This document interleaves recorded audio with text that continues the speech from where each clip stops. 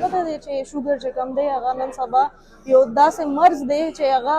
تشخیص هم نه کیږي او چې کله کیږي نو بالکل اخري سټیج پورې چې هغه کې خلکو ته پته هم نه لګي. دا د کے پی ګورنمنټ والا یو انیشیټیو و چې کم کې د غریبان خلکو ته فری انسولین ورکوي او موږ بین پی جی ایچ پرایویټ سیکټر هاسپټل آی تھنک چې دا ډیر ضروری دی چې موږ کمیونټي ته خپل ډاکټرانو په تھرو باندې ګیو بیک ورکو تھرو اویرنس کمپینز اینڈ تھرو دیز فری کمپینز ان پریس کلب اینڈ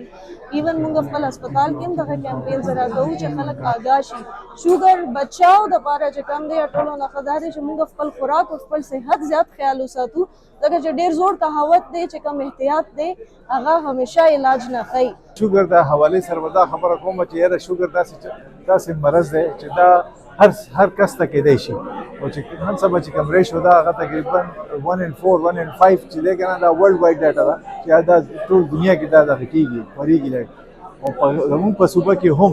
یو اندازې مطابق تقریبا 60-70 لاک خلکو ته دا شوګر دی یا هغو ته شوګر چې دی که نه کېدی شي. نو د دې لحاظ سره زمونږ د